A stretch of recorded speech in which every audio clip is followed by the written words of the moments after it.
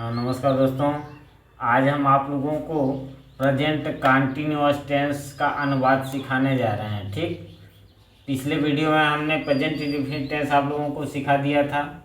ठीक, आज present continuous tense का अनुवाद सिखाने जा रहे हैं, जो कि पॉजिटिव।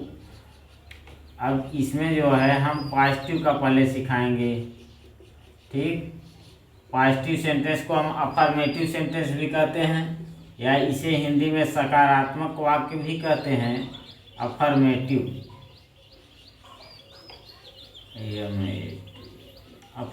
सेंटेंस, इसे पॉजिटिव भी कहते हैं और अफर्मेटिव सेंटेंस भी कहते हैं, और इसे जो है हिंदी में सकारात्मक वाक्य भी कहते हैं।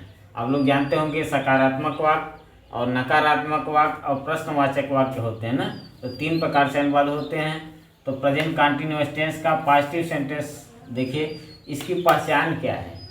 आप लोग देखे होंगे कि प्रेजेंट इंडेफिनिट टेंस का पहचान के वाक्य उसके वाक्य में जो है ता है, ती है, ते हैं, ता हूँ इत्यादि आता था। लेकिन इसकी पहचान क्या है, कैसे आप पहचानेंगे कि ये प्रेजेंट कंटिन्यूअस टेंस है। ठीक, तो इस काल के वाक्यों के अंत में, यानी वाक्य के अंत में क्या आएगा, रहा है, रही है, रहे हैं, रहा हूँ, रहे हो इत्यादि शब्द आते हैं। एक चीज़ और बता दूं कि इसके अलावा जो है कभी कभी ऐसे शब्द भी आते हैं इस वाक्य में कि जैसे वह खड़ा है, वह लेटा है, वह बैठा है, वह पड़ा है। इस तरह से मतलब लेटा है मतलब रहा है, रही है, रहे हैं, रहा हूँ, रहे हो कि इत्यादि।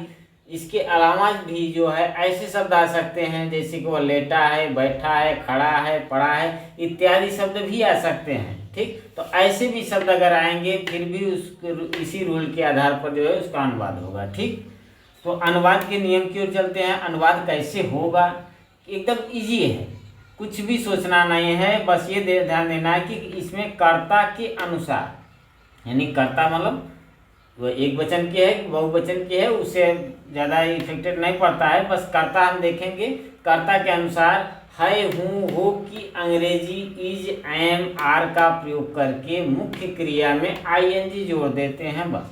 ठीक, यानी कर्ता हम देखेंगे कि कर्ता किस प्रकार का है, उसी के आधार पर है की अंग्रेजी क्या लिखेंगे, इज में से है होता है, हूँ की अंग्रेजी क्या लिखेंगे, एम, और हो की अंग्रेजी क्या लिखेंगे, आर।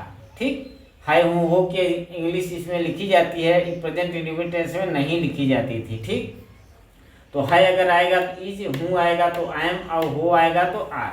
और एक रूल और समझ सकते हैं कि इस वे से भी समझ सकते हैं हम कि जैसे कर्ता किस प्रकार की है तो उसकी सहायक क्रिया कैसे लगाएंगे। जैसे कर्ता एक वचन का है अगर, तो ही, सी, इट और प्लस कोई भी अगर नाम रहेगा, नाम में मान लीजिए राम, श्याम, मोहन, सोहन, सीता, गीता कुछ भी है, तो उसके साथ सहायक क्रिया क्या लगाएंगे, इज लगाएंगे। और आई के साथ हमेशा सहायक क्रिया एम लगेगी, और बाकी बचे जो बहुवचन यू, वी और दे के साथ क्या लगेगा, आर लगेगा। ठीक, तो मैं समझता हूँ इतना आप लोगों को क्लियर हो गया होगा।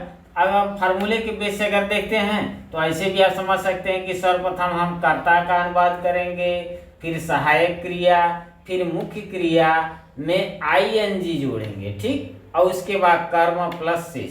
अगर इंग्लिश में से समझना चाहें तो कर्ता को हम लोग सब्जेक्ट कहते हैं। ठीक, यानी सब्जेक्ट प्लस सहायक क्रिया को हेल्पिंग वर्ब कहते हैं, मुख्य क्रिया को मेन वर्ब कहते हैं। इसमें ing लगाना है प्लस कर्म प्लस शेष। ठीक, यानी subject plus helping verb plus main verb plus object और प्लस अदर। ठीक, तो इसमें क्या करना है, सिर्फ सहायक क्रिया जो है कर्ता के अनुसार लगा देना है। कहने का मतलब इसमें है, हूँ की अंग्रेजी लिखी जाएगी, है की अंग्रेजी इज, हूँ की अंग्रेजी एम, और आर, हो की अंग्रेजी आर लिखते हुए मुख्य क्रिया में ing लगाते हुए अनुवाद करते हैं बस। ठीक, अब हम आप लोगों को 2-4 एग्जाम्पल जो है समझाना चाहता हूँ। ठीक, जैसे यहाँ है वह जा रहा है। ठीक, तो हम यहाँ देखेंगे कि वह की स्पेलिंग क्या हो जाएगी, ही। ठीक, यानी कर्ता के बाद सहायक क्रिया लगाएंगे। ठीक, यानी हेल्पिंग वर्ब जैसे है ना, सहायक क्रिया क्या है इसमें, है, यानी वह जा रहा है तो पहले है का अनुवाद करेंगे ही, इज। अब क्रिया क्या है, जाना। ठीक, तो जाना क्रिया, गो मीन्स जाना होता है, क्रिया में आईएनजी लगा देंगे बस, ठीक, एकदम इजी है। ही इज गोइंग यानी वह जा रहा है। दूसरा क्या है, जैसे मान लीजिए बहुवचन का है, तुम खेल रहे हो, तुम यानी यू मीन्स तुम होगा, ठीक। अब यहाँ पर हो है तो हो की अंग्रेजी क्या हो जाएगी, आर। वैसे भी हम समझ सकते हैं कि यू वी दे के साथ आर लगेगा, आई के साथ आई एम लगेगा, ही सी इट प्लस नेम के साथ इज लगेगा ना। तो यू आर प्ले मीन्स खेलना होता है, पी एल ए वाई में क्या लगाएंगे, आई एन जी लगा देंगे, ठीक। अब तीसरा है, जैसे मैंने बताया कि कभी कभी वाक्य के अंत में लेटा है, बैठा है, खड़ा है, पड़ा है, ऐसे शब्द भी आएंगे। तो उसी तरह से हमने एक आप लोगों को एग्जाम्पल लिया है कि चिड़िया पेड़ पर बैठी है। अब आप कहेंगे कि इसमें रहा रही तो आया नहीं है, लेकिन ऐसे वाक्य भी जब आएंगे, लगातार काम होता रहता है, कंटिन्यू काम होता रहता है, क्योंकि चिड़िया पेड़ पर बैठी है यानी वो लगातार काम उसका हो रहा है। जैसे मैं कुर्सी पर बैठा हूँ तो उसमें लगातार काम होता रहता है। तो यहाँ पर क्या है, कंटिन्यू काम हो रहा है, इसलिए जो है यहाँ पर भी आईएनजी लगेगा ना। तो चिड़िया पेड़ पर बैठी है तो हम अनुवाद करेंगे, द बर्ड इज सीट में से बैठना होता है ना, यस आई टी, आईएनजी लगाने के नियम में यहाँ डबल टी हो जाएगा, सीटिंग। अब पेड़ पर बैठी है यानी ऑन द ट्री, ठीक।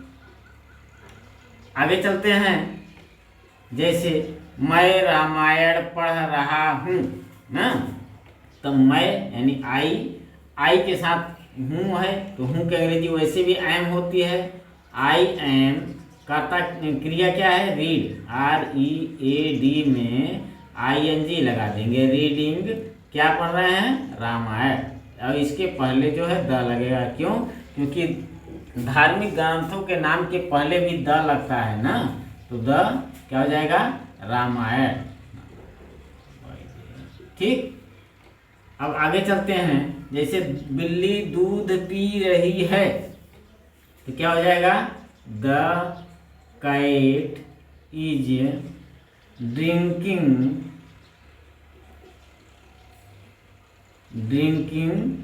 क्या, मिल्क, MIL, ठीक।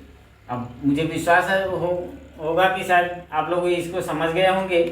अब हम नेक्स्ट वीडियो में आप लोगों को पॉजिटिव से अब निगेटिव सेंटेंस का जो है अनुवाद सिखाएंगे, ठीक। वीडियो को देखने के लिए बहुत बहुत धन्यवाद।